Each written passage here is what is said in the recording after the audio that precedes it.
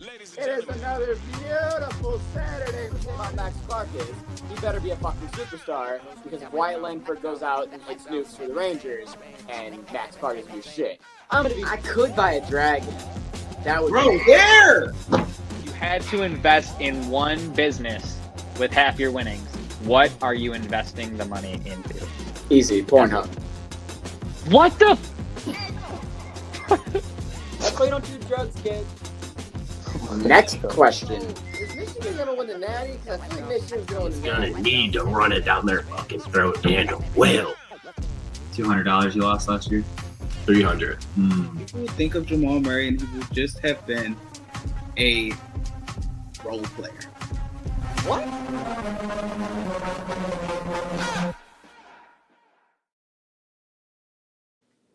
What's going on, people? We are back. It is another Wednesday evening, which can only mean one thing. It is Ride the Tide Sports Podcast.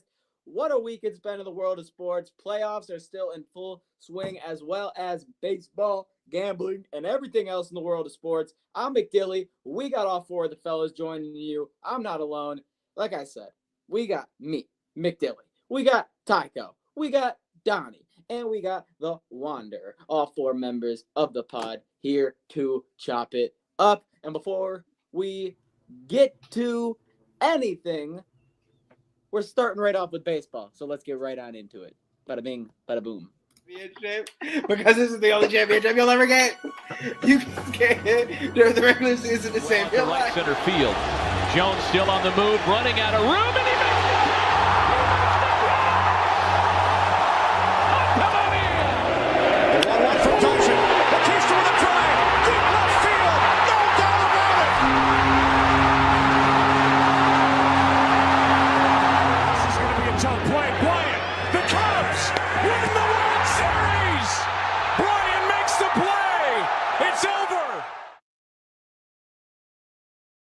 All right, I like to set the stage around here, but I'm actually going to pass this over to Tyler to break down the first piece of news that we have to talk about here today.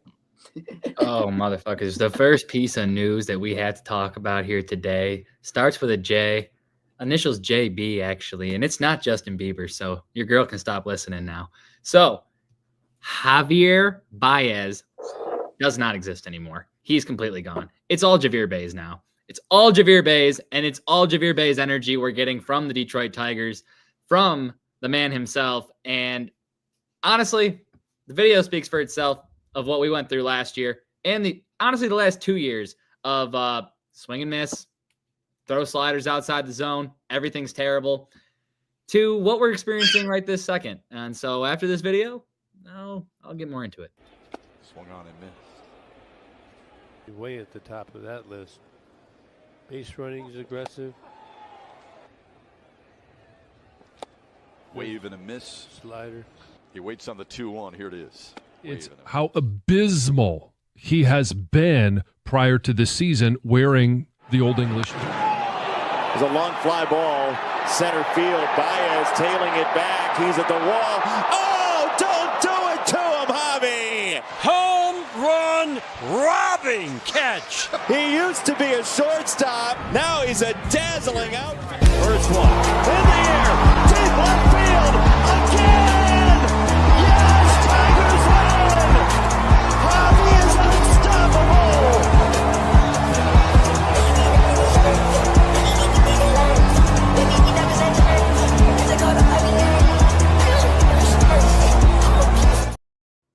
From a man who was failing to crack 200 2 years in a row, Javier Bayz is batting .316 with 5 home runs, 27 RBIs, and an .862 OPS. These numbers, Dylan, are after yesterday. 3 points higher on the average, 4 points higher on the OPS. But you get what he's saying. This is the Javier Bayz that they wanted when they originally signed the contract. This is what they wanted to get to. Not sure if they were going to get there, but signing a guy to a 6-year deal worth that much money, this is what you expected, and now we're actually getting it. And I think that's awesome. And I mean, I didn't expect it. Most Tigers fans wanted him cut from the roster before the season started. Then you ended up really needing him because you don't have a third baseman full time. You don't have a center fielder right now. And Javier Bayz is playing both and doing a fantastic job. Jake? Yeah, I mean, he's like you said, he's finally coming into the money he's worth. This is exactly everything that he was supposed to be the last 3 years? 2 3 years at least. Yep. It's as all of us are Detroit fans, I'm sure all of us feel somewhat the same. It is feels so good to finally see him do it. Like the guy that we signed, the guy he was supposed to be the whole time. So, like, is he here to stay, though? Is this going to continue? Or obviously, it probably will level out a little bit. But right now, he looks like prime Mike Trout. And, like, I don't think that can be kept up consistently. No, right now, he looks like prime Javier Bayz. Hear me out. His numbers are similar to prime Mike Trout, though. That's what I'm saying. When he bats ninth, unless you already have 2 outs, you're going to have to give him something because of who is rounding out after he comes up to bat. And even though he hasn't been swinging at the balls, I feel like he's been getting a lot better at tracking the ball, and he's also getting more strikes because of where he is in the lineup. And I don't think that's talked about. That's why I bring it up. I feel like some people talked about changing him. Maybe you want to move him higher since he's so consistent. But I don't think so. I think he benefits from being so late in the lineup and almost being forced to have to at least give him a ball to hit to hopefully get him out. And he's not missing anywhere near where he was in any of these past years. Yeah, because the balls are actually strikes and he's hitting it. I mean, thank God. And you know what else he's doing? It's a breath of fresh air, really. Taking pitches. That's the main thing. That's all these pitchers that are like, I know I have 2-3 pitches that I can get away with to Javi. He's taking them and getting ahead in the counts, which is like almost as if he was like, hey, let me go suck for 2 years so I can't hit like 200 so that all these pitchers will start pitching me like I'm shit again. And then I can start trying again like I did in Chicago and in New York. And then look at me. Here I go again hitting 300. I do think that if we get a 2025 Javier Bayz in the All-Star game, that would be amazing. You think he's got the potential to get there? Yes, because baseball fans are rallying around him right now. Well, the only problem right now, I think, the only problem right now, in my opinion, would be that he doesn't have a certified position. It's labeled as shortstop when you vote, right? Like if you vote, it's labeled as shortstop. Yeah, he's not even listed as a player who plays center field. And when you look at people in the American League who play shortstop, that's a smaller list than the American League center fielders. That's just, you want a better chance of him getting in. Anyways, let's transition this Bayz talk into Tiger talk because the Tigers, who we have not talked about really this much this year. Jeez, Dylan, come on. What are you doing? Sorry. Are tied for the best record in not only the American League, but now in baseball with the New York Mets. They started off hot, and then we were like, okay, we got to talk about it, or are they going to, fall off? And they have it. They have continued to just not only beat teams, but beat the dog shit out of teams. This offense has never looked more alive to start a season in, I'd say, maybe 5-6 years. And the Tigers are red fucking hot. Jake? Yeah, the boys are buzzing. We're rocking out at a mighty, hold on, let me get the number. Run differential is at 28-15 is our record. Yeah. Yeah. And our run differential is a league best at +85. Yep. I mean, when you compare this Tigers first team, pitch, swinging a fly ball. You compare it to even last year's team. It's okay. I'm trying to get it out quick because I hear the dogs are crying. Sorry if you hear puppies upstairs. Could you even compare this Tigers team to last year's team? Miles above what they were. You could tell that they're starting to gel together. They got that camaraderie. Well, what it is it was the end of last year's team. Yes, exactly. That's what I mean. That was gonna, That's what I mean. You even compare it to last year's team. I mean, miles ahead. Everybody, you could tell everybody's progressed. They've all worked really hard at the offseason on what they want or what they need to improve at, and they've done it. And they come out red hot this year. And we lost to the Dodgers in a 3-game series. They swept us in the first series of the season this year. Guarantee you do that series again. That's not the case. This Tigers team is different. They got young blood, and they're all ready to play. And Javi Bayz is looking like the MVP he was supposed to be when we signed him. Yeah. I think the biggest difference with this Tigers team is the fact that last year, at the end of the year, when we were going on this run, it was because we would throw absolute chaos in the bullpen that would get us through games, and we'd win with 3-4 runs. We'd win with 2-3 runs. This year, we're winning with 10 runs, 11 runs, 12 runs. We don't have to rely on our bullpens to come out here and be aces, but they still are. So when we do have those games, because we're human, where the Tigers aren't going to come out there and put up 10, 11 runs, the bullpen is still doing their job. I think that's the biggest difference, and it's showing hugely. And even in a day like yesterday, where it was a bullpen day, we started a relief pitcher yesterday. Yep. Yes, we did. And it worked. 5 out of the 7 granted, pitchers it was gave back up and runs. forth. It was back and forth. Don't get me wrong. We still won. But it worked. We won. And it's just what AJ Hinch is really good at. He's good at putting these players in certain scenarios. And it all works. It all comes together. I agree. Does anyone else have anything on the Tigers before we move on? I would like to shout out the fact that Flaherty has been playing kind of nasty, and he's been getting beat the fuck up. But aside from him, I feel like the starting rotation has been very good, and it's just last year we really only had Skubal and Flaherty before he was traded, but this year we have about 4, 5-ish capable. Jackson Jobe, Casey Mize, School. Yeah, Casey Mize just got to fucking get back from that stupid injury because he's dealing with the same thing he dealt with last year, which kept him out for fucking 3 months. So I think he'll come back and he'll be just I don't want good. that again. So fucking figure it out, Casey. We need you. All right, Yep. Dylan. All right, next thing that we have in the world of baseball is Evan Longoria has retired after 16 seasons. He's a 3-time All-Star, 3-time Gold Glover, and notorious for taking the Rays to the playoffs with that walk-off home run. He also has a Rookie of the Year and a Silver Slugger award. But I think the coolest thing is he did what a lot of players do and signed a 1-day contract on June 7th that will allow the former third baseman to retire with his Tampa Bay Rays. So, shout out Longoria. What a career for that man. He's a childhood player growing up, and that's all good for him. Happy to see him retire with the Rays. Honestly, though, I didn't even know he was still in the league. I thought he retired a couple years ago. Can I be honest? When I saw this, I thought the exact same thing. I didn't know it took this long. I'm with Jake. I thought he was long gone already, but hey, well, that's fine. He played on the Giants, and then after that, it's been.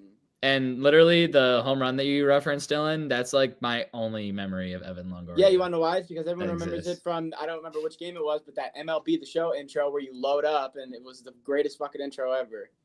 You know what I'm talking about. If you know, you fucking know. All right.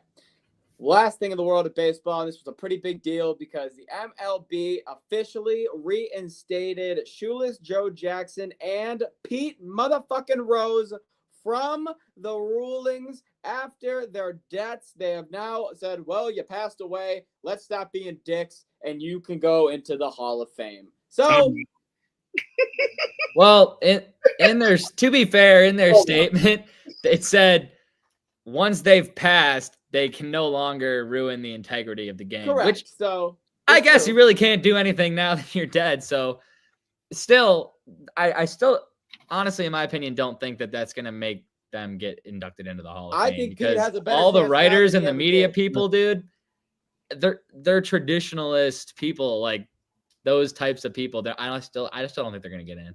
I think Jackson has a better chance than Rose. This is true. Because Jackson technically, because he just threw a series 110 years ago. I don't know if he 110 years ago, he did that. Yeah. 1912 World Series. My God. The man batted like 417. The man's was crazy. All right. And it happened to be a year where there was a cheating scandal on the team. And they don't know if he cheated, but he happened to do a lot better that year than normal years. But he got banned for it. So they might give him a chance, be like, hey, DEI Hall of Fame thing. I know, right? Crazy. But could happen. Hey, I mean, Rose ain't happening. Greatest catcher of all if time. it means I get to Right. play with him and road, Saying- if it means I get to play saying with him and MLB the show, I'm all for it. If Pete course. Rose's chances went from 0 to 5, hell, at least there's a chance now. So, You know, that's all I'll say. Good for Pete. All right. That's all we got for baseball. That's all we got for baseball. We'll move the fuck on. All right. Next thing that we have here is playoffs, NBA playoff basketball. Let's talk about it. So, we're going to go series by series here in round number 2, starting off with the Cleveland Cavaliers and the Indiana Pacers. Oh boy, the Pacers are hot. 2 games that it was pretty much just Donovan Mitchell, and in those 2 games, he put up 45 points and 42 points. So you really can't shit on the man too much. And then in the other games, when he got a little bit more help, Tyrese Halliburton has been in his black bag. Last 2 games, dropping majority of his points in the second half, primarily in the fourth quarter. He had his dagger in game 4. Miles Turner also hit a dagger in game 4. And the Pacers have they are second in points with 118 points in the first round and first in points in round 2 with 119 points average. So, I'll start and make this quick. I'll start off by saying I still hate the Pacers. we know, but at the same time, Halliburton is not overrated. That man is just pure fire when it comes to playing bad. He just knows how to ball. For the Cavs, there really ain't much to say. I mean, they just fell short. Nobody else performed outside Donovan Mitchell, even though they had a couple injuries here and there. I mean, next man up, you got to perform. And, the Pacers just outperformed them in almost every game this series. It did not look good. And, hats off to the Pacers.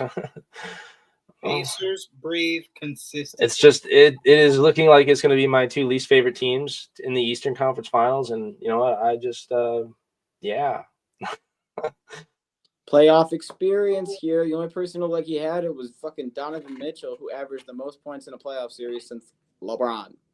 Yeah, actually, you look at that list. I don't know if you have it or not, but it's at the top 5. It's LeBron, then Donovan Mitchell, then LeBron, and LeBron. So hats off to Donovan Mitchell for at least showing up to play NBA favorite basketball. players of all time. It's like LeBron, Luka, LeBron. Milker, bro. Yeah, Jesse. Once the Pacers played the way they did in game 1, it kind of was like, hold on. I didn't like the Cavs either way. Everyone knows I advocate that the Cavs never can actually go anywhere and that they're just a regular season team. Yeah, they showed it. But I didn't realize the Pacers were so strapped. They are very efficient, good 3-point shooters. Yep. They are. They're smart basketball players is what they are. They take a very little dumb shots is what I mean. Very, very smart basketball team. They're like the old school Spurs, but like modern day. Yes, I agree. All right, let's get to the next series that, in my opinion, was it's the Knicks and it's Boston. And the series started with Boston getting punched in the mouth. They were down 2 games immediately off the bat. All right, some people think that this is going to be Knicks in 4, Knicks in 5, Knicks in 6. Some people think Boston's going to come right back and win the next 2. Boston came back, won the next game, responded at home, 115-93, took them right out of the water. And then things changed in game number 4. What happened in game number 4 is Jason Tatum and his Achilles decided to part ways. And because of said problem, that put Boston on a situation where they had to rely on Drew Holiday, who could not shoot a basketball because he also had a hamstring injury. Then you go back up to Jaylen Brown, who's dealing with a knee injury. Then you go to Kristaps Porzingis, who has had limited time in the playoffs majority of last year, limited time in the regular season majority of the year, and he's the guy who's got to hold these motherfuckers down. Yeah, you know what it sounds like? It sounds like karma. Sounds like Soft. last year Soft. when you guys had to fucking play nobody. Sucks to That suck, too. Boston. That's all I have to say. I don't feel bad for them at all. Nope. Not going to hear anything from me. And that means they're soft. Not our fault they can't stay healthy. Facts. Get better at condition. Except for Jason. His Achilles parted ways with him. We'll see him in 2027. Hey, you feel like Kobe? Kobe things happen to you. Keep it pushing. Also, Jalen Brunson is super clutch. He became the fastest Knicks player to reach 1,000 points. Also, when it comes to Jalen Brunson, he has been averaging 24.3 points per game in the playoffs, which is the most a Knicks player has averaged in 4 years. Brunson's cooking, the Knicks are cooking, and the Celtics are dying. Yeah, Jalen Brunson, he's a bucket. That's really the best way to put it. He's a bucket. And this supporting cast, this four-man you can root for your boy again now that this four-man rotation. No, I can't root for the Knicks because I don't want the Knicks to get to the finals. I don't want the Knicks winning a championship. Listen, the videos that would come out of that would be hysterical. They'd live for eons, and I've imagined too much. New York City would burn down, and I don't mean this in a dark way. It would look like 9/11 in that bitch. It would be fucking chaos. So you meant it in a dark way. I didn't mean that because it was dark, but yeah. But I mean, like, that's how much chaos there will be in that city that day. It'd be lit. It'd be unbelievable. Lit. But it might be too lit. That's what I mean. Philly flagpoles grease yet. They ain't got enough. The NYPD, I've already seen videos of people in New York saying, like, call the NYPD, bring them. You need them for me. What? Yeah, I know. WWE predicted this like 4 months ago when Jalen Brunson and Tyrese Halliburton scored off on SmackDown, and now they're about to play each other in the conference finals. I just want to let everybody know that in that face-off, Jalen Brunson was on the side that won. Yes, he was on the side that won. So if WWE is really predicting this, and the Knicks are favored to win the series, remember that. Okay, then I was gonna say, then there you go. He brought a chair into the ring, and Tyrese was like, I don't want that, and he left. So,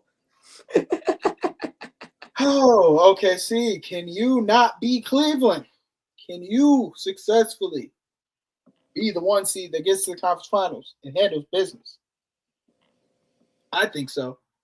Denver's home. Which means you're probably going to have to go to 7. Yeah, I mean, the problem is similar to the Celtics. I mean, Stephen Curry, his status has been uncertain.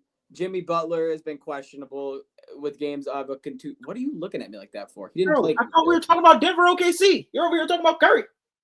What are we talking about? That's why I'm looking at you like that. Jesse totally went right into Denver OKC. I'm in a different and then order. You just started talking about Curry. That's why I looked at you like that. Tap in. Anyways, this is probably the best series that we've had so far in terms of star caliber. Every single game has been close because SGA and Jokic have been putting both teams on their back. There have been other people that have been contributing, but for the majority of the point, every single stat line is 2K numbers, especially on the hand of Jokic, who is a 3-time MVP, who's playing like a 3-time MVP.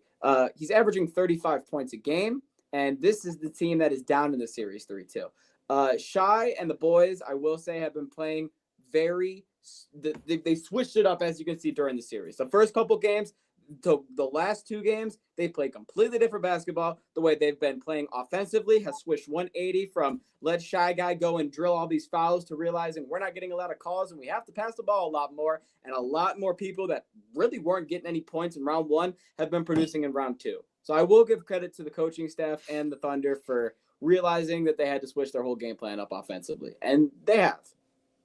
And it's got them 3-2. I just think it's hilarious that it looks like you just read all of that off like a piece of paper. Like you. Nope. All I have right here is the game statuses. The whole time you were looking straight down. It looked like you were reading, like you wrote all that. I was like, did he write this down No, so he could spew it? I just have the game But- results. I just got something real quick. Go ahead. I just remember last week when we talked about this series, somebody saying that Jokic wasn't going to let these kids take it to him. As much as Jokic isn't letting him do it, these kids are showing up and performing very well against this Nugget team. Who said that? You got something you want to say, Jake? I can't remember. I'm pretty sure it was one of you. It was either. It was 100% me. Oh, yeah. Yeah, I just want to say these kids. Like you said, Jokic ain't letting it happen, but there's also 4 other dudes on the court. These kids are showing up to play, and they're going to take it to OKC or Denver in Game 6 here. OKC is going on in the next round, next game. No, this is 7 for sure. This No, is for sure. Oh, these kids are showing that they deserve to be here, and they're going to win it. They might. I agree with you on that. But this is going to 7. 1 for 5. 0 for 5. 3 for 13. 2 for 8. 1 for 3. Is everybody shooting threes on the Nuggets? Then you have the big man, the center, Jokic. 5 for 7. Yeah, but also game 1, didn't Jokic shoot 0 for 10 at the 3? He's allowed to. He is totally allowed to, especially when he almost had a triple-double that game, too. Dylan. Listen, you're allowed stars aren't supposed to take a night off. They're always supposed to give you exactly what they're supposed to give. Right. So why do you give him on the threes? Because he has the biggest shoulders, and I am going to give him one game. I'm going to give him one game of grace for the fact that when you're making excuses, Jesse. You're making excuses. Yeah, I am. I'm making an excuse for Jokic on one game. I don't even want the guy to win the series. So I'm gonna give him a grace game because the rest of the team is bumming out when he is given. The man who don't care is playing like he cares, and they aren't there to support him. I give him one game. Maybe that's the problem. Maybe he cares now. Maybe you gotta stop giving a fucking. We'll get a 70-point game. Exactly. He cares now. That's the fucking problem. All right. Now let's go to the Warriors and the Timberwolves. So, anyways, back to what I was saying before. Curry's been in and out. Jimmy Butler's been in and out. Pods has been performing on and off. And because of that, Anthony Edwards has been licking his fingers and licking his chops at this team and pretty much just put the dagger in him as much as he can. And yeah, I think he's realizing that his best chance of knocking out, like I said, 2 more people from this adventure squad is right now as the Timberwolves. Oh, there's blood in the water. This shit's over. Yeah. Oh, 100%. He's like a great one. This is so over. Yeah. This is beautiful. Yeah. I said coming into this series that Anthony Edwards had that like Mamba mentality, killer instinct that Kobe and MJ had, and yeah, he's showing it. Yeah. Does it suck that the Warriors don't have Curry? Because that would make a huge difference for him. Yes. I wish Curry could be battling out with him. That would Look, make we love Buddy series... Hield, but he can't carry everything. I mean, come on. Like, hey, come on, man. Somebody's got to be Robin, all right? I guess. But, yeah, I mean, hey, if I'm wrong about the Nuggets series, I can't be wrong about this one. T-Wolves are going to win it in 5. I mean, then unless Curry comes back and plays game 5, a game before he should, it's not. Will they play tonight? Jimmy Butler is expected to play in game 5. Yeah, that's cookies. It's about to be over. It's over tonight. It's done. He is we got currently 2 series ending tonight. This time tomorrow, Warriors fans will not be watching basketball. Currently playing through a gluteal muscle contusion. Yeah, whatever. Go to bed, Jimmy. He's got a butt bruise. That's what that means. He'll be out by halftime. He has a bruise on his ass because he falls so much. He's still going to play through it and shoot probably 2 for... Bruise on the ass is hell of a long way from the heart. 2 for 11 from 3. One more person that I want to... Yeah, they don't get the ass. Yeah. One more person I want to point out is Jaden McDaniels. You're going to play on one leg! I got to shout out Jaden McDaniels. I want you to be a basketball player! I'm not a basketball player. He's not. I'm really not. He's really... Jaden McDaniels, we talked about him in round 1 offensively. Round 2, even when Curry has been playing or any point guard, he's had no factor. So Jaden McDaniels, offensively and defensively, has also been someone that needs to be talked about because I know it's all Ant that's getting the talks right now. Yeah, All no, right. Jaden does his thing two-way. Love it. Bang. Nas Reed. I love the squad. I can't wait to watch this team Just play. get a again. towel already. Man, tell me, dog. I'm wiping up. You're This shit. ridiculous. You're Come on, absolutely man. ridiculous. Let's talk about something else that a lot of people are starting to think is ridiculous before we get off the NBA playoffs. A lot of people are vouching the NBA needs to shorten the season and add more breaks between playoff games. Playoffs are turning into whoever doesn't get injured. This is ridiculous. What do you guys think? Players are getting softer. Yeah. It's always been the same, and now all of a sudden, the last 2 years, they're getting hurt more. They're getting weaker, they're getting softer, and the players become more pussies. So that's not the league's fault. Bodies is just not built the same. Yeah, that's just not the how play. long has NBA been doing an 82 game season? I believe. Too long. This man Curry had his first. Everybody was fine doing it in the 80s, 90s, early 2000s, 2010s. I mean, don't get me wrong. Hey, whoa. We got a period of that time where we can't count it because of what they were giving players to get them back out on the court. It was a little bit close to what they did. They should just go right back to it then. The NBA has had an 82-game schedule since the start of the 1967-1968 Yeah, season. so Grow the fuck up, you pussies. Trust me, I'm all for player workout longevity. I get having You know who doesn't get hurt in the wanting to playoffs take a like break. that? It's your job. Everybody gets vacation days, but like, dude, your job is to play a sport. Anybody would fucking give their Maybe life it's up the for what they shoes. have to do that. You know who didn't get hurt in the playoffs this year? People that fucking spend all their money and time in the offseason on training and not getting hurt, like LeBron. This motherfucker said, hey, I might not play half the games in the regular season so that I can play all the games in the playoffs. Curry did the same thing. Curry played like 60% of the games this year and still got hurt in the goddamn playoffs. Wanna know why? Because he wasn't spending time focusing on his body when he got off the court. He was spending the time cooking with Aisha and playing with Cannon. Okay? So that's their fault. Not the league. He's being a good father. You stop it right now. He is a good dad. I'm just saying. He's a great father. This A man great said- fucking hooper. this You stop man it right said- now. No disrespect to the fucking Spending father. time with your family instead of Couldn't be me. being on the court. Well, guess what? He'll get Couldn't to be spend a lot more Jesse. time with Jesse his spending family time when with he's his child in and- Cancun. Maybe if I was LeBron thinking spent more time with first. his family, Bronny wouldn't be such a trash bag out there. Oh my God. God. Bronny didn't even touch the Learn court a in the thing or playoffs. two from Steph. I don't want to hear it. Bronny didn't even touch the court in the playoffs. He needs time. Okay. Yeah, Bronny did what he had to do in the regular season. When the Bro, league, Caitlin Clark is Suck shaking in ass. her boots for when Steph Curry's daughter enters the league. Just wait. when the Robin to Luka Doncic is Bronny James, I don't want to hear any slander. Thank you, Jesse. I'm glad that you've been on this boat with I me. will bring all the slander. All of When it. he's giving you 23, 8, and 2, and 4, I don't want to hear it. Yeah, all right. Well, now that we're almost done and we're on this fucking topic, let's talk more about the Luka-less Dallas because, Lakers. 1.8%. The draft lottery, 1.8% chance. This shit's fucking rigged. And it's not even funny because, it's so blatantly obvious. This shit needs to stop, okay? LeBron gets traded from the Cavs. Cavs get the number 1 pick. AD leaves the Pelicans. Pelicans get the number 1 pick. Oh, where did he go, by the way? He went to L.A. Luka goes to L.A. Dallas gets the number 1 pick. I mean, just because we have to keep the Lakers good, doesn't mean you have to keep making it this blatantly obvious that that's what you're doing. Hey, you got to give this guy to the Lakers, but don't worry. You get the number 1 pick. So really, the trade package is number 1 pick for next year, plus all the players and change that you get overall. So really, the Dallas trade was you guys get Luka, we get Cooper Flag and AD and all these other players, which is actually a better deal now that you think about it. But Fair. Yeah.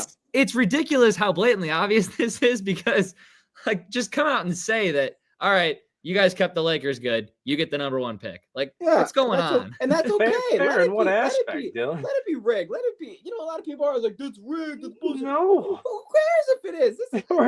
There were rigged. 4 other teams that should have been up there versus San Antonio or Dallas. Charlotte, Utah.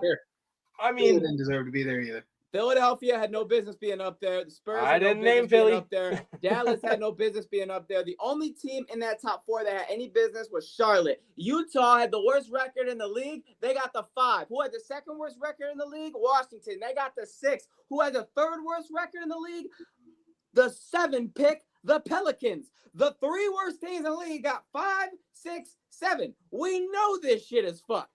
3 teams got fucked. It's really bad. And then you go, who's the 4th worst team in the league? That's Charlotte, who's at the 4. Okay, that makes sense. Then let's take a team that missed the playoffs but was in the play-in.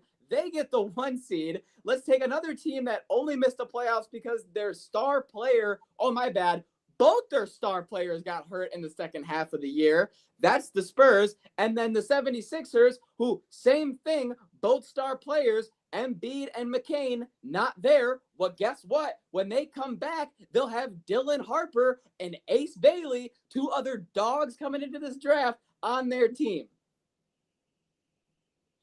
Bye, Embiid. I feel like I don't need to say much more. Okay, thank you. Yeah, that's really what it is. The top 4 people in this draft are dogs. And then outside of that, you get some hits and you get some misses. Nobody. So if I'm Utah, I'm pissed because it was all about the top 4. It was all about the big 4. Just gonna say, for Utah's sake, welcome to the fucking club. Yeah, we were here. The Pistons were here not when we lost 16 games or we won 16 games, but the year before that when we should have got the 1 pick and we got 5 and Ozar Thompson, welcome to the Pistons. That was the year after Cade. Yeah. All I can say is make the right pick. Good luck. Yeah. So I'm just saying, if you could, or maybe you could one still of the do 4 something deep. will fuck up and then you'll land one of the big 4. So it's not over yet. You have hope. But it's almost over. But I'd be pissed.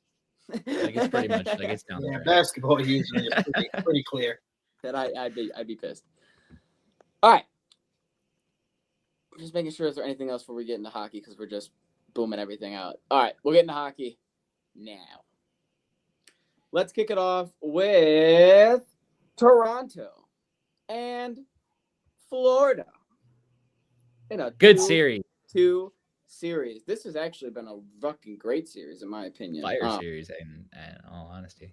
When it comes to this series, the Maple Leafs jumped out to a 2-0 series lead. William Nylander had 6 goals and 7 assists. He came out, was the main guy firing for him. And then in games 3 and 4, with a shutout by Bobrovsky, Sergei turned it up with a 2.11 goal against average. And here we go. We got a game 5 tonight. Yep. And, I've seen a funny comment over the last week, and it was Austin Matthews is the forward version of Connor Hellebuck in playoffs. And this man just refuses to do anything offensively in round 2. And yeah, I can see that. It's crazy. For those of you that are unaware, Connor Hellebuck disappears in the playoffs, like he's currently disappearing in the playoffs, which is why Winnipeg's in the position that they're in. But where is the best player that's on this team? He's not performing. Where are you? William Nylander is their best player in the playoffs. Like Connor McDavid on the Oilers, he's the best player. Took him a little bit to start cooking, but he's the best player and he plays like the best player. Where are you at, bro? Like, where are you? Yeah, like literally, McDavid figured it out in playoffs finally, and look at them. It only took him losing the cup and then losing his fucking absolute marbles after the game. Now he figured out how to play in playoffs. Agreed. Jakob? Yeah, sorry, coming in a little behind this on. Yeah, it's not what I expected after Toronto's. They went up 2-0 to start the series, right? Yep. So yeah, both teams won their home games, so I guess I shouldn't be too surprised. I don't got a whole lot to say. I haven't watched a whole lot of games of the series, but both teams performed at home. Both teams looked great in their respective scenarios. So all I'm saying is, if both teams have only won at home, the series hasn't even really started yet. Yeah, it's still 0-0. Yeah, it's been a nice series to watch. Fun games when I can see it. Still rooting for Florida, but hey, Toronto starts showing up again. They can easily take this series back. Seen a funny meme where it was the what's the movie fucking Wolf of Wall Street, and it was games 1 and 2 for Toronto. It was like the beginning part on the yacht when they're all partying and happy, waving their arms in the air. And then games 3 and 4 cut to the storm part of it, where he's running in there. What the fuck is going on? And just hitting the fan. Game number 5 kicks off. It's just playoffs in Toronto. All right. Next thing that we have is the Carolina Hurricanes and the Washington Capitals. Game number 1 we talked about, but since then, even though the Capitals won a game, the Hurricanes have outscored them 12-6 since the last time we talked. Frederik Andersen's goaltending has been huge, 936 save percentage. He had a shutout, and last game he did the best that he has in terms of saves against. And yeah. Let's go, Bayz. Let's go, Bayz. Well, what you're seeing is a classic, another Metropolitan playoff year where the first round's an absolute fucking joke. There is no competition. And then Carolina just moves on to the second round, steamrolls whoever they play against, move on to the conference finals, and then shit the bed. Jesse, your Stanley Cup champions are on 3-1. Yeah, these type of comebacks don't happen too often, but it's just adding to the beautiful story that is going to come out of this season. You're absolutely ridiculous. I'm sorry. You don't notice I'm looking up to God asking for help? You can ask for whatever you want to ask for. I'm just going to say you're ridiculous. Hey, I am. And I'm not expecting this to be important enough to be affected by anything supernatural. I mean, you're probably right. All I got to say is I think Luke bopped it on the fucking head. I mean, this is how these things go. Carolina's going to absolutely destroy this round, and then next round, Carolina fans are going to be like, what happened? I'm going to be just. You want to hear a crazy stat? The last 3 times Carolina's been to the conference finals, they are 0-12, is it? Yeah, they're 0-12. Yeah. Yeah, well, the last 3 years, dog water they got. Well, the last 3 years we couldn't win a home playoff game, and we broke that streak. So let's keep it fucking going. That's like some Detroit Pistons shit right there. What do you got, Jake? You know, I was okay with whoever ended up winning this series, but I'm happy to see Carolina do it because the Capitals have been in it. They've won a cup recently. Carolina, I'm all for new people winning the Stanley Cup. And if I made a bracket, I probably would have Carolina going very far in these playoffs. Granted, do I think it really matters? You know, if Carolina plays Toronto, part of me thinks Carolina can do it. If Carolina plays Florida in the conference final, then I don't feel so confident anymore. So, Jake, you're on to something, man, because it's like, you know, if Carolina's playing Toronto, who the hell's going to win that game? Neither of them are supposed to go to the finals. Yeah. So, but if Florida's there, okay, they're going to mollywop them. But yeah, it's like when 2 teams are playing who aren't supposed to move on, who the fuck wins? 2 immovable forces meet. You know, someone's going to give, right? Someone's got to lose. But at the same time, back to or the Caps Hurricanes. I have all the love for the Capitals. They tried. You know, Ovechkin did his very best this year, and you know, better luck next year. I guess it's not happening this year. So, all right, next series that we have to talk about is the Jets and the Stars. The Stars at night. Game number 1 of this series started off right where they left off with another Mikko Rantanen hat trick coming in immediately, making his presence known. Game number 1, and it didn't stop there. Believe it or not, Jake Oettinger is outperforming Connor Hellebuyck in the playoffs. Who would have fucking thought that? Wow, really? And with people like Mark Scheifele and Josh Morrissey out, it looks like the President Trophy winners might get eliminated in the playoffs. Double, who would have guessed it?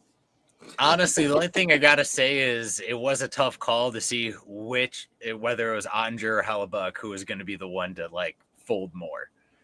because Andre has been looking good does. and has been like not letting in a lot, but a lot of the goals he has let in is like how.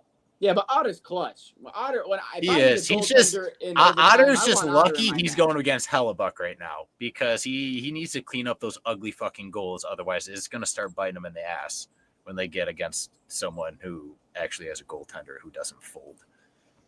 Could be very true. All I got to say right now is there's no one that can tell me that one man can't carry a hockey team right now and then watch Dallas play and tell me that one man is not carrying this hockey team because right now, Rantanen is the best decision that they ever made.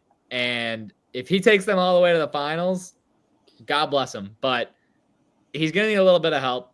He's getting a little bit of help on the backside.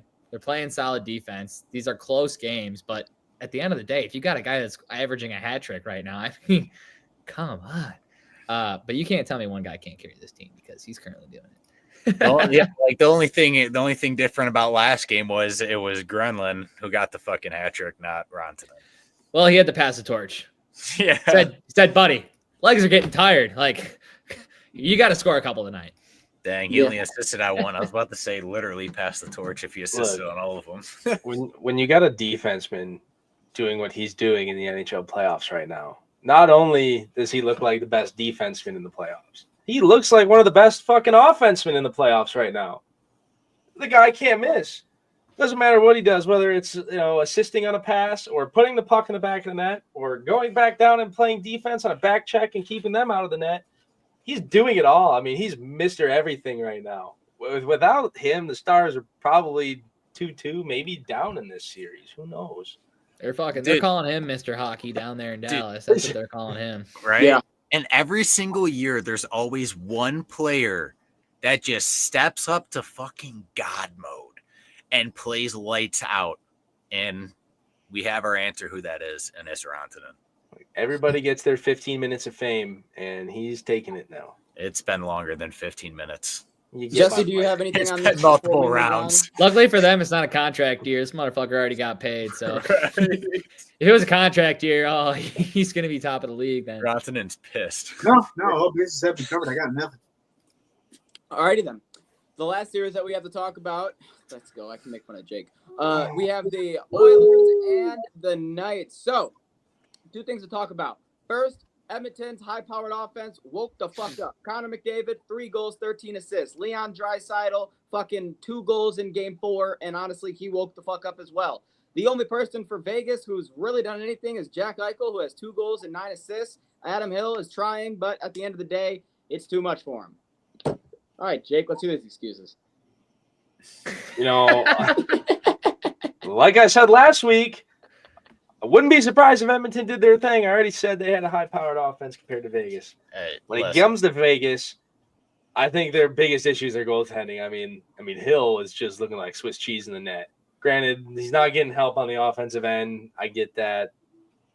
But when your goalie's letting in, muffled shots through the 5-hole when it should be an easy swat away to the corner. Here's the big difference, though. It's like the biggest question about Edmonton every single year is, do they have the grit to dig deep in deep playoff runs and fight through adversity?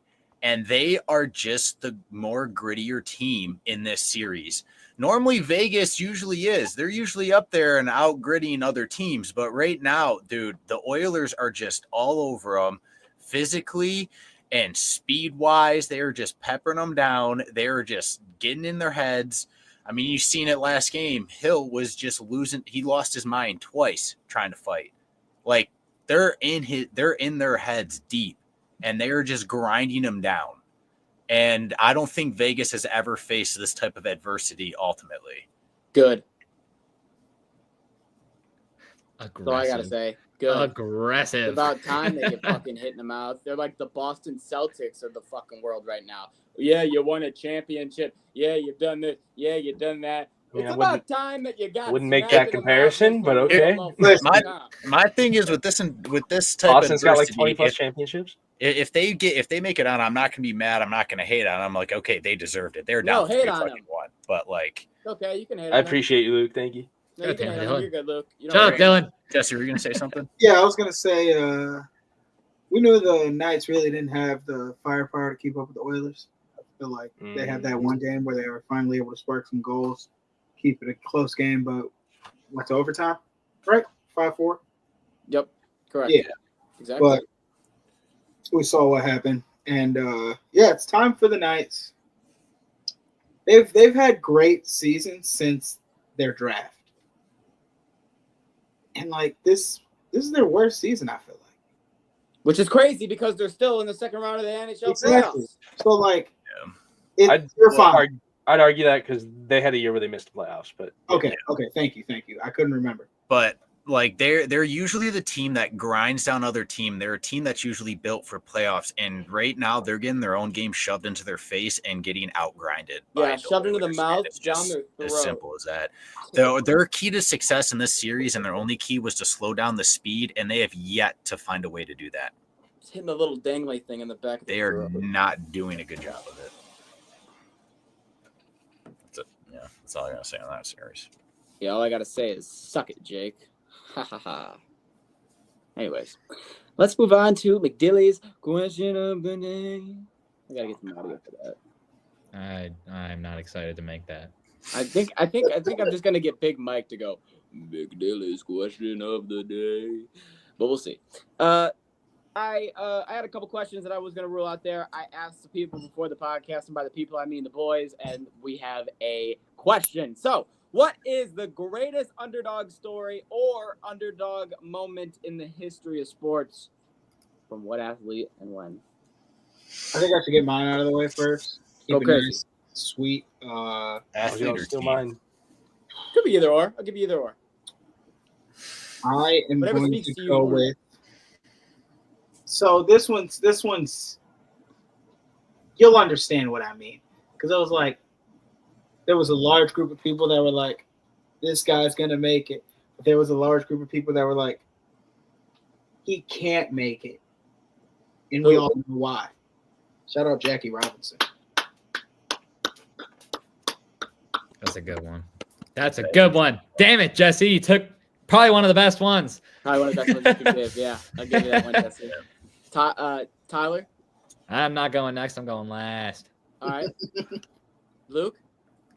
I'm gonna have to go with the Miracle on Ice. God fucking damn it. 1980 Team USA takes down the Soviet Russians for the first time in a very long time, then to go on to win gold. That's just, it doesn't get any better than that. These are both not only perfect answers, but both very on brand. Jesse saying baseball and you saying hockey. Okay. Next to Jakob. All right. On a short notice, since Luke stole the one thing I had in my head, I'm going to go with the most recent thing that happened. Okay. Michigan's win over Ohio State this last season. Very recent. A Michigan team who was ruled out well before it was supposed, before the game, for good reason too, because God, there was no reason we should have. I'd say that's very fair because that was a 3-touchdown spread, and they just came out and defense did their job against the national champion Ohio State. God, that hurts me to say, the national champion Ohio State Buckeyes. That's why I don't say it. And, that's my answer. You think they go around saying national champ Michigan Wolverines after you guys won it? I don't think they did. No, they don't. That was one of the most painful things I've ever had to leave my mouth. But yeah, Jake, that's what Wolverines. She said. Fuck the Buckeyes. Fuck Ohio. Trash ass state. Smells dirty. Feels dirty. Looks dirty. Fuck it. But I'm a slight Bengals fan, so fuck with me in Cincy. But that's it. All right, my turn. I got a man who, in his own right, you would probably say is an underdog because he has a fucking statue on him. But he went to the playoffs with nobody on his goddamn team that could really do anything.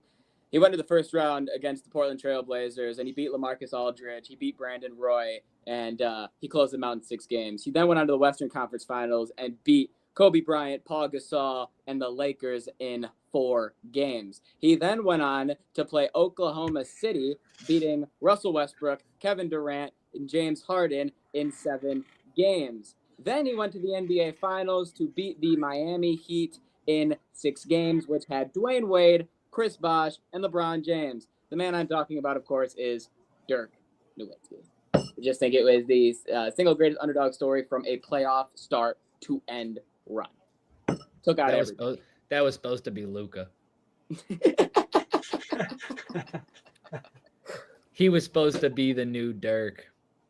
All right, Ty, we left you best for last. Yeah.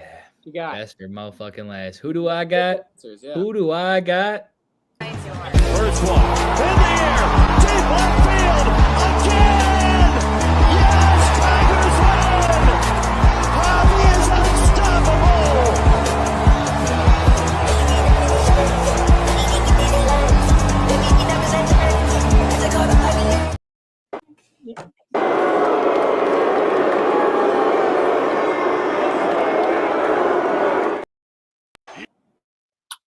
You're fired. We're moving on. That's that. I mean, great choice. Great choice. Only because I'd like. Tyler goes, "Don't worry, I'm not going to do Javi. I'll do somebody different." And then he did Javi. That's why I had to do him.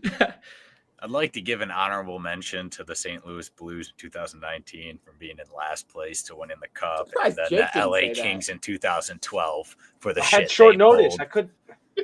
I had more time. You had to a think whole on. pod to think about it. Miracle on Ice in my head. Luke said it. All right, I didn't fucking okay, know he so was gonna be here. Okay. You know what's funny? I was gonna say Miracle, but then I went with Jackie, so I almost stole it too. So you really were. You were. Yeah, but you did. Yeah. I'm fine in the West. You thought you were gonna get. You thought you were gonna get through a podcast without that shit clipping. You're crazy. I'm always on your fucking head. Right when you think that you're safe. That was you. That was me. That was you. Right wow. Wow. Wow. He was surprised. Lakers died. Oh my God. Wolves and Bob. Without that. You're crazy. Had to get that one in. Oh, remember how you told me you're stressed out? My team. That might be the best time one there's been yet. So, I mean, can't believe you do. Let's move on to MLB picks. Tyler, put that record up on the screen for the people. There you go. That's not how it's supposed to work. Nope. Oops. All right, there we go. There you go. You see it at the bottom. We got McGilly 16-10, Jesse 13-10, Tyler 13-13, Jakob 12-11, and Luke 5-4. Let's get to it. Slipping, fumbling, stumbling. Oh, all right. Game number 1. We have Hunter Brown for the Houston Astros, who is 6-1 with a 1.4 ERA. Taking on another ace, one of my favorite pitchers, Jacob deGrom, who is 4-1 with a 2.5 ERA. 2 aces on the mound, Rangers and Astros. How we feeling? Yeah, give me the Astros. Yeah. I know you're a Hunter Brown guy. I know you're a represent. Hunter Brown guy. Yeah. SES represent. Game is in Texas, obviously. They're both from Texas, so it doesn't matter who's home. Oh, good one, Dylan. I was waiting for someone to go, who's home? I'm not taking the Astros, but my brain is partying. Rangers. I'm taking the Rangers. Rangers, okay. I'm also going to go with the Rangers after they have dismantled our Tigers in 2 to 3 games. Yeah, you know, I think they deserve a vote for me. So I'm gonna go Rangers over the fuck the Astros, little cheating bitches. I don't like how this is going, but taking the Rangers. Not again. I just think the Rangers bats are too hot right now, so I'm gonna go with the Rangers. Well, I promise. And their pitching staff is low key elite, bro. Promise this isn't planned. I promise I'm not just trying, like me and Luke aren't just trying to ride by ourselves every pod, but I have Hunter Brown in the Astros because I think what Hunter Brown's doing this year is what he did his rookie year, and the numbers he's putting out right now are insane. I think he's doing better than his. I would agree. I would argue he is. Yeah. I'd also recommend maybe taking the under in this game. Just yes. I know it's early, but he's showing potential for something special. Yeah. Are you using All right. the C word? I'm not gonna say it. Yeah, you're talking the C word. Next game. Is there a better pitcher matchup Saturday? No, we'll do Friday. Friday at 7:05, we have the Battle of New York. The Mets and Taylor McGill are taking on Carlos Rodon and the Yankees. God, it's a terrible pitcher match. Give me Mets. Give me Yankees.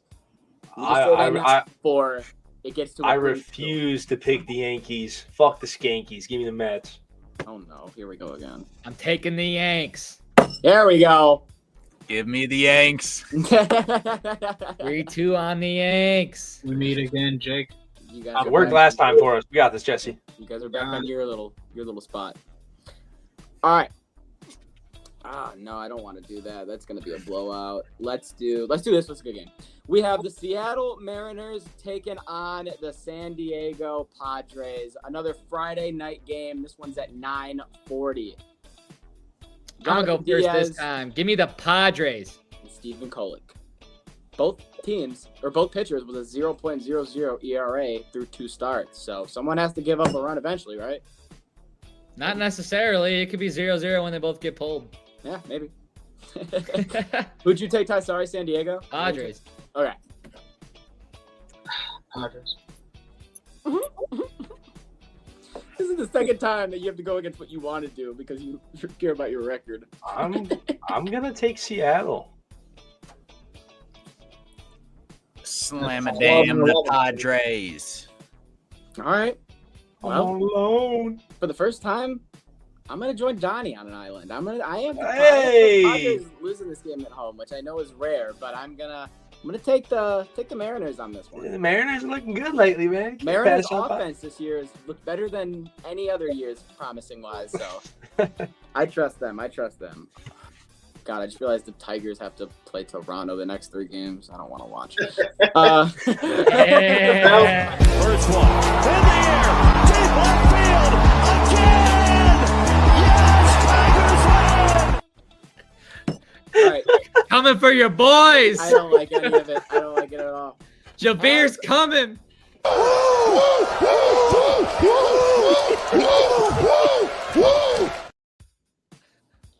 Yeah. He's coming. All right. We fucking know. I'm fine in the West. All right. As always, before we close out, that was for me. Like that's me in Toronto. We're fine in the West. We'll be fine. Everything's gonna be okay. But they're in the AL back East. in a week, this will still be, it will be me and Ja. I'm fine in the West. So I don't think that works the same. Fuck you. Don't try and use that clip for help. hey, I'm fine in the West. let's talk. You're not Derek fine Henry. in the West. Let's talk about. If I have to accept it, so do you. You're not fine in the West. I never said we were. Yo, you just said. Oh, the clip! You play the bell! This is bullshit! Not the I West. swear he said it. I said Toronto's fine. They'll win a game.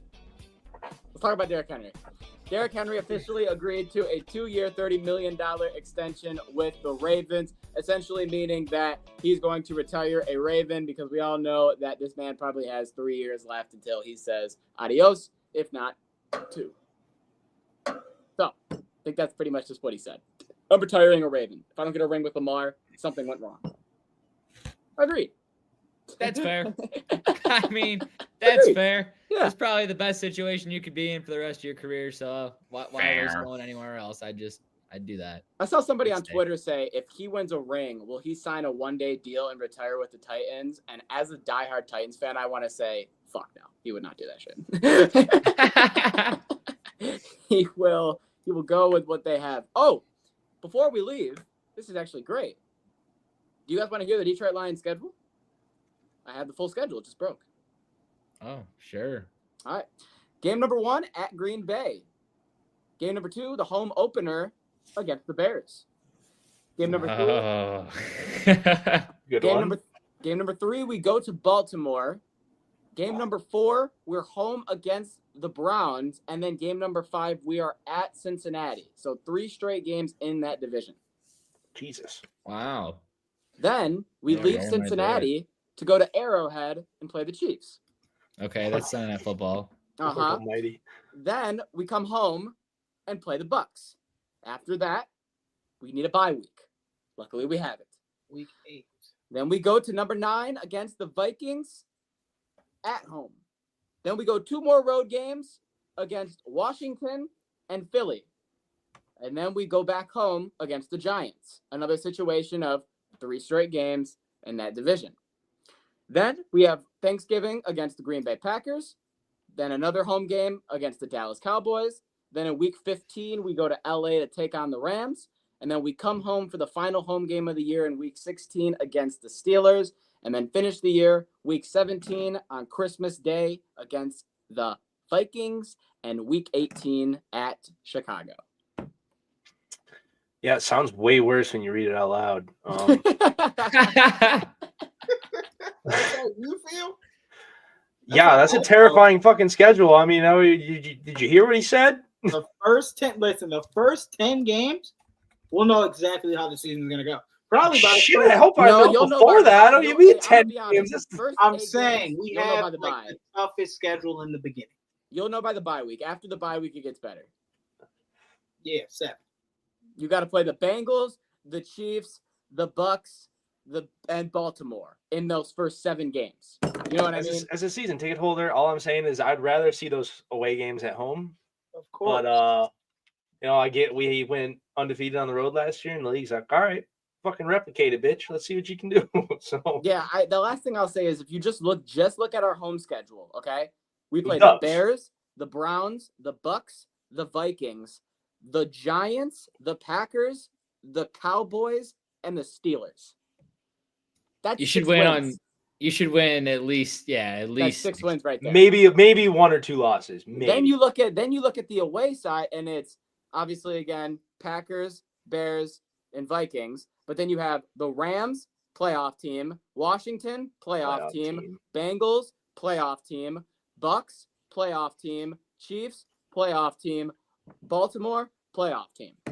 Look, this is what you got to do. You got to win majority of your home games, maybe drop 2 and split your road games, and you're fine. Yes, and you'll get 10 wins right there? Yeah, like Very 10, least, yeah. 10, 11 wins, and then you're in. But you're In also that division, that would give you a wild card. in this division, yeah. Do I expect us to do what we did last year? No. No, do not expect, if you're a Detroit At least player right when now, it comes to record-wise. do not expect 13, 14 wins again. I expect somewhere around 10. Yeah, that's exactly 10, right. 10 to 10 But to 11. the way the league Their shaping line up- on Vegas is literally 10.5, and that's what I expect. Yeah. Yes. 10 to 12. That's mine. All right. As always, before we wrap up here, does anyone have anything they want to add? No. Pumpernickel. I'm chilling. Nothing. You're not fine in the West. Yeah, we know, Jesse. I'm fine in the West. He's coming third. Now what? Now he's gone. He wandered away. That works. All right. Thank you guys for watching the podcast. We appreciate you. Check us out on the socials at Ride the Tide 586 over on X, Instagram, Twitter, YouTube, Twitch, on all social media platforms. We appreciate it.